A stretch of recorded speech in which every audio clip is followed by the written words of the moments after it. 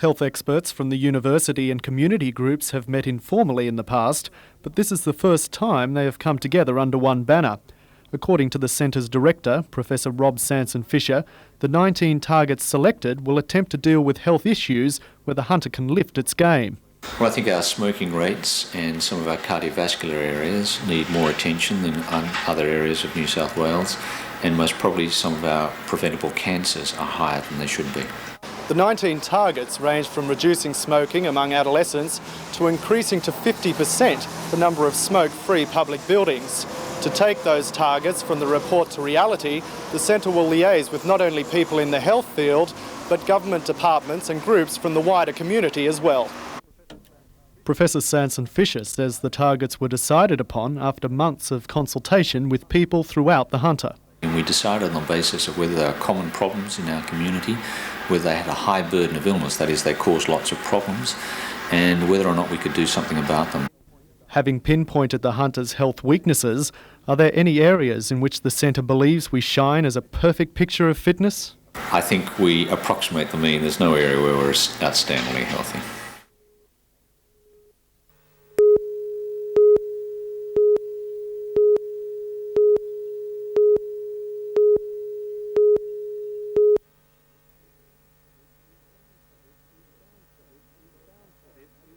This is Bouncer. The 12-month-old Labrador cross isn't usually on a chain, but his owner, Mrs. Diane Hinton, had no choice after Bouncer bit a 10-year-old neighbour last week. He came to the front of the house and then he came into my lounge room where the dog was. The dog bit him once on the nose. The neighbour, David Babbick, had been invited into the house by one of the Hintons' children. He suffered a number of facial wounds which required stitches after Bouncer got away. And then it just came up and bit my face. After the attack, the Hintons assured the Babbick family the dog would be destroyed, and last Wednesday it was taken to the pound. But to the astonishment of the neighbourhood, 4 days later, Bouncer was back.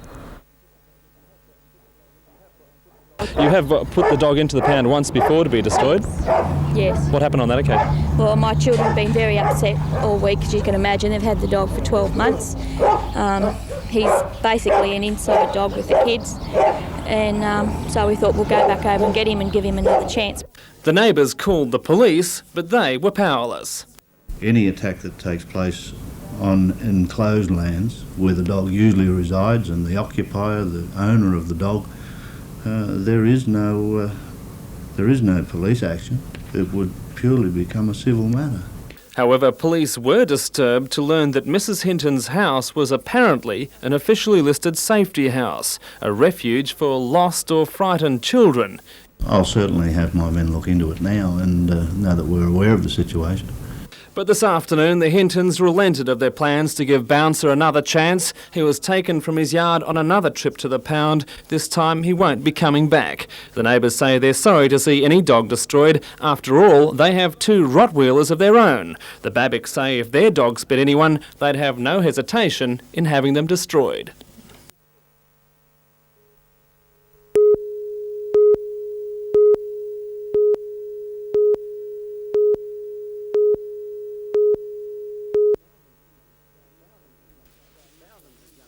Thousands of young Australians have learnt the basics of boxing at their local police youth club. Learning to defend yourself is seen by many as an essential character-building exercise. You don't get the rough nuts that want to learn boxing so they can beat up their mates, really. You know, it's when they become good at boxing, they really become better persons.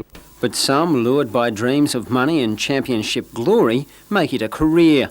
The Australian Medical Association wants the sport banned. It says it has overwhelming proof that boxing inevitably leads to chronic brain damage. Local neurosurgeon Professor Terry Holland isn't a member of the AMA, but he does believe in its campaign.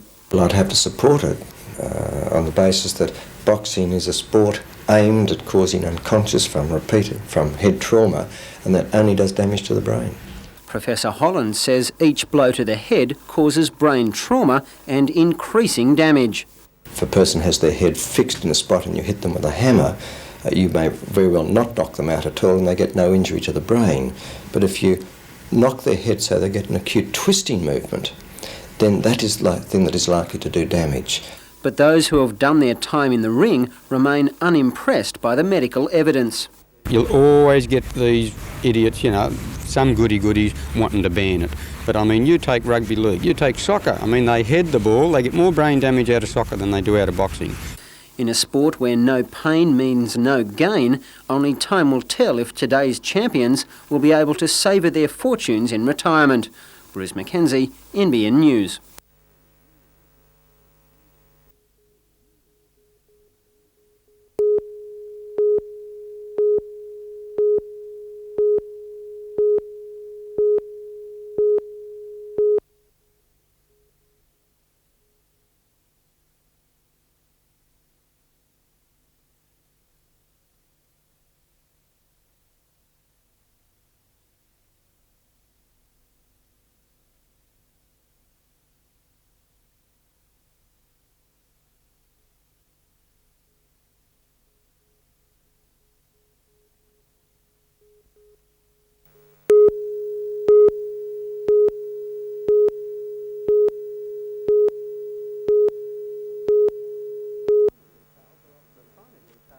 The finer details are often overlooked in the sleepy Central Coast town of the entrance, or at least they were before it became the most vital political seat in the state. Scrutineers from both major parties have converged on the area's electoral office. Each vote is vital, and everyone has their own version of exactly what is valid. That's considered formal as well.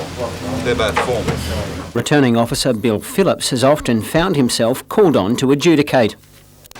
There has been quite a significant number of votes challenged, and I suppose that's understandable under the circumstances because with the state of the parties at the moment, this is a critical seat. With about 2/3 of the postal and absentee votes now counted, it's still too close to call. But Liberal member Bob Graham has managed to turn a 14-vote overnight deficit into a 61-vote lead. I'd love to go down and claim victory now because the Champus is on the ice there and we don't want to let it go flat, do we? Labor candidate Grant McBride isn't conceding defeat and says it's only the large informal vote that stopped him claiming an early victory. I'd be across the line now, no doubt. I'd be the member for the entrance if ticks and crosses were valid in this election. Counting will continue tomorrow when it's possible one of the candidates may be in a position to claim victory. Still, whoever loses is certain to demand and be granted a recount, and the whole process will start again. In fact, it could be next week before an official winner is declared.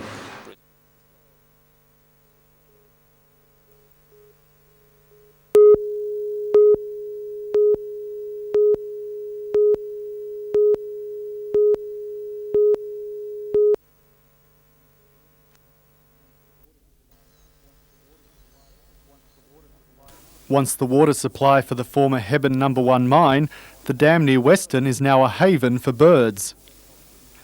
Cessnock City Council Alderman Jeff Mabry is calling for the mine's owner, Coal & Allied, to give Hebburn Dam to the people of Weston for use as a recreation area. Alderman Mabry says the dam would be compensation for what he calls Coal & Allied's desecration of the area in the past. This is one thing of beauty, this dam here, that can be given back to the people in Weston to make up in some way for the desecration they've caused over the 50 or 60 years that they mined the area. But Coal & Allied rejects Alderman Mabry's argument that the company owes Weston the dam for its past mining ventures. Mr Ian McLeod from Coal & Allied wouldn't be interviewed on camera, but he did say the company didn't have to give the dam as a payback because it operated within the rules and laws of the day. The company has sent a fax to Council saying the dam is part of a larger land package currently under an option for sale, but if the option falls through, then Coal & Allied could offer to sell all the land to Council. Alderman Mabry says he wants only the dam and Council couldn't afford to buy the entire land package. I don't know what the cost would be, I wouldn't know, but I don't believe the Council could afford it even with 1 year's budget. The dam is part of a plan to reinvigorate Weston. Alderman Mabry and local traders want to develop the town's mining heritage to make it a living history centre that's attractive to tourists. Alderman Mabry says Coal & Allied could help ensure Weston has a future. To be a corporate body with a good public relation image, I believe that the cost of doing this would be nothing compared to what the profits they took out of the area over the times. Scott Bevan, NBN News.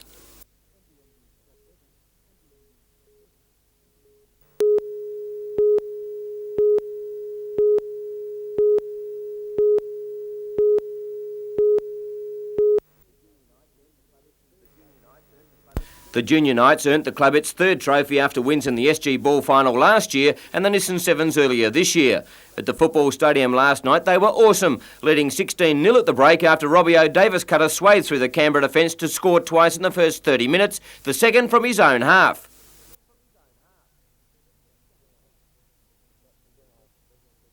When I got into the dressing sheds, I said to the referee, he should have called a penalty or something as I took off, so I didn't have to run that far. But it was good, really good, lifted the boys. The Raiders hit back briefly, but it was put to rest by a determined Newcastle side that were hell-bent on victory.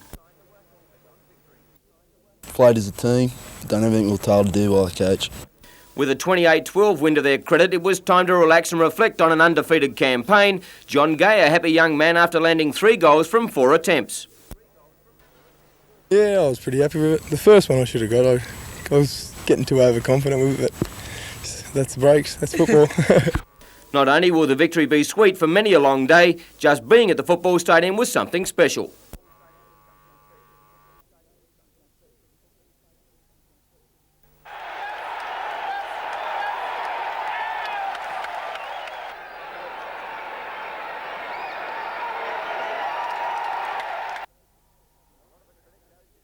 A lot of the credit goes to coach Robbie Chew, the Knights' first ever point scorer in the Winfield Cup. Yeah, he's a great coach. I played under him last year and probably one of the best coaches I've ever played under. I've got a lot of respect for Robbie Chew, he's unreal. And while their football skills are sharp, there's plenty of room for improvement on the golf course.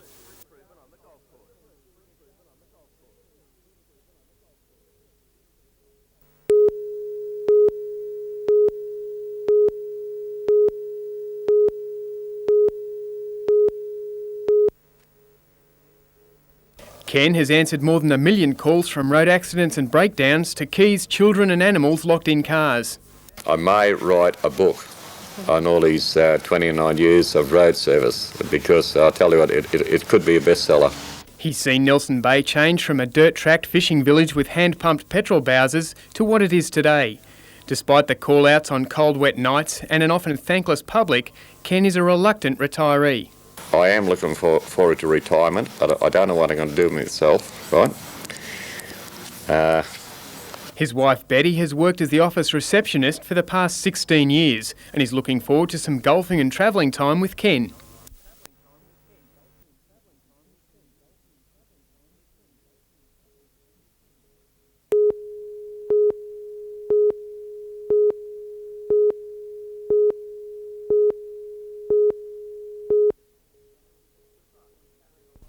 The truck was carrying a load of waste paper from Brisbane to Sydney when it rolled at about 3 a.m. on a bend approaching the Karoo Bridge. The 2 English girls had been hitchhiking at Ballina when they accepted a ride. They were both in the truck's sleeping compartment when it went over. A 19-year-old woman was freed from the wreck and taken aboard the lifesaver helicopter to John Hunter Hospital, where she remains tonight with minor injuries. Her 23-year-old companion was trapped under tons of paper waste and was smothered before rescuers could reach her. It's understood the pair are both from Shropshire and had been holidaying in Australia for about 2 months. The 31-year-old driver, Wayne Fleming of Victoria, escaped without injury. He's been charged with culpable driving.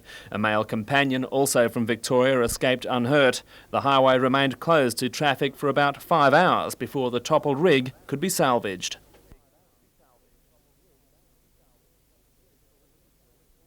It's believed police also investigated a number of complaints made by other motorists about a truck's behaviour on the highway prior to the accident.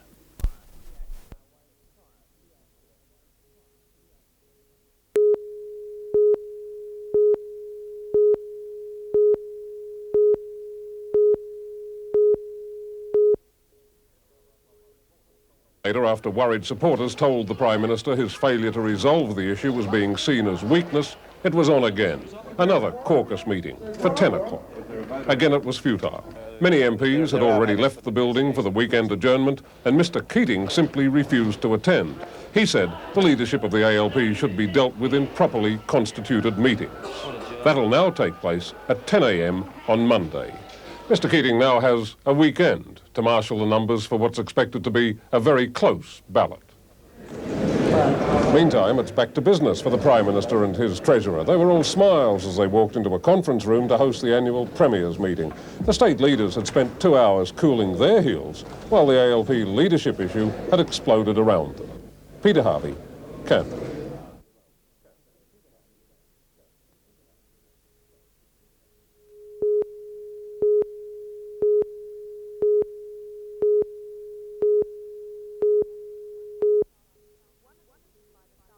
One of the wins by the Falcons was an impressive performance against the Cannons here in Newcastle in the second match of the season. Headed by a magnificent 40-point game by Jerry Everett, the Falcons walloped the former champions by 16 points.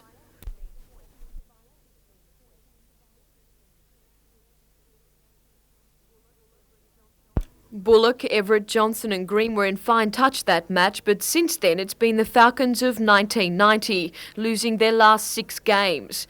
Canberra in the capital is always tough and they'll be keen to get back on the winners list and keep in touch with the final 6. For the Falcons, they'll go into tomorrow's clash with some confidence after playing so well for most of the match against Southern Melbourne last week, only to lose it in the dying minutes by 2 points. In the Tooheys Cup Newcastle Rugby League Premiership, the match of the round between second and third place Waratah and Toronto has been postponed until Monday night. The Cheetahs bounced back to near top form with a 16-point win over Maitland last week, while the Scorpions are reeling after a high-scoring loss to the Nelson Bay Marlins last outing. In other matches, Cessnock play South Newcastle tomorrow, and on Sunday, Lakes clash with Maitland, Charlestown meet Western Suburbs, and North Nelson Bay go in against Curry at the Bay.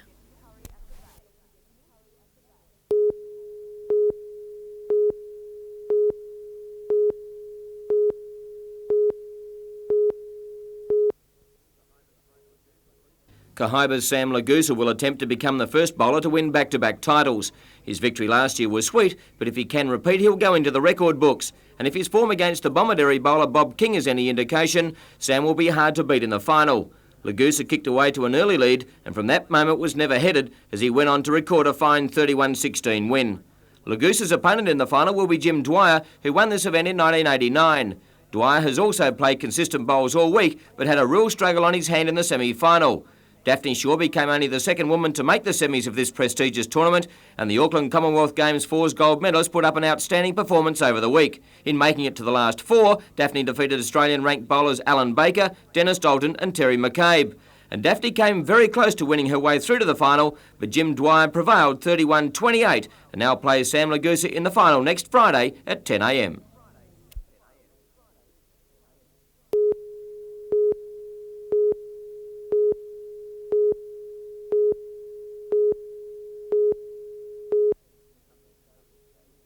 The couple say it's been a fairy tale romance. They met some 4 years ago at the Woy Woy Daycare Centre, where Dudley began the gentle process of courting. And she said, I live here in Moan, I just spend my time working in my garden.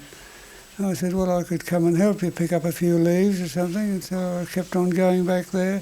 Then eventually I put a caravan in the backyard, and from that on I said, well, I'm coming from my place here every day, why don't we get married? And I live here and I'm done with it. Despite her 102 years, Minnie was quick to say yes when Dudley popped the question. I decided when I went to a party up at my niece and nephew giving me away today, and I thought it was just a party, but it was an engagement party. The last-minute preparations went smoothly thanks to the help of family and friends. In fact, even the proud groom's ex-wife was on hand to assist. The ceremony was held at the Arana Hostel, where the couple both live. Dozens of friends from the hostel packed the hall to watch the ceremony performed by the Reverend Darryl McHugh.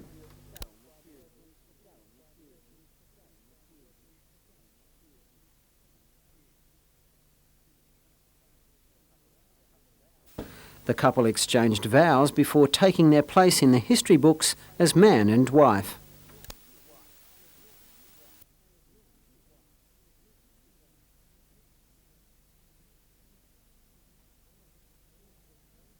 Oh, this is very special. You see, I happen to love the girl for some reason or other. I love her and I want to be with her as she walks into the land of dreams.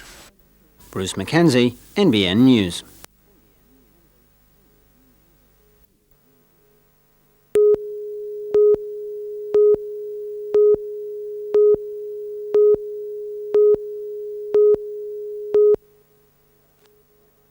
Firstly, I am grateful to my caucus colleagues for the significant vote of confidence that they have given me. The second thing is to thank Paul Keating for the tremendous service he's given to this country as Treasurer and providing me with what I've said has been, I think, one of the outstanding combinations in post-war politics. It goes without saying that I am sad to see the end of that combination, but the course of events has made that necessary. Paul accepted the decision graciously, congratulated me, and indicated there would be no further challenge from him.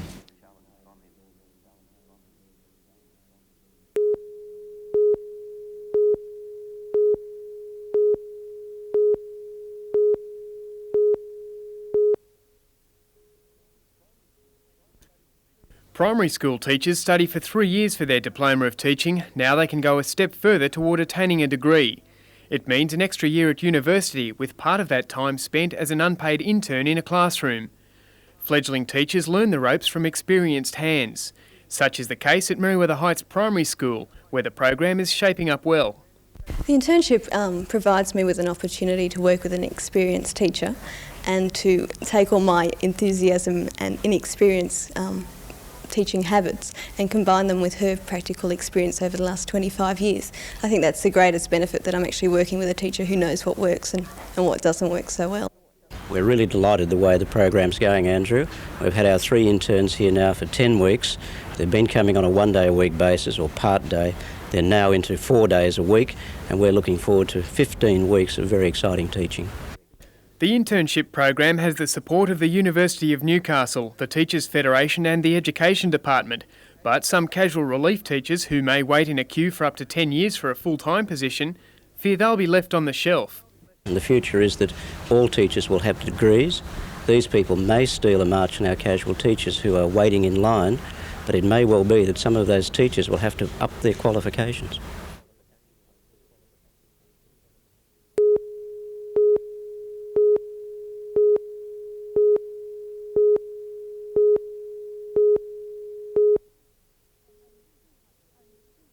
Only 2 Hunter MPs have revealed which way they voted. Member for Newcastle Alan Morris backed Bob Hawke, while Member for Hunter Eric Fitzgibbon gave his vote to Mr Keating. Both Member for Shortland Peter Morris and Member for Charlton Bob Brown gave a firm no comment when asked about the ballot.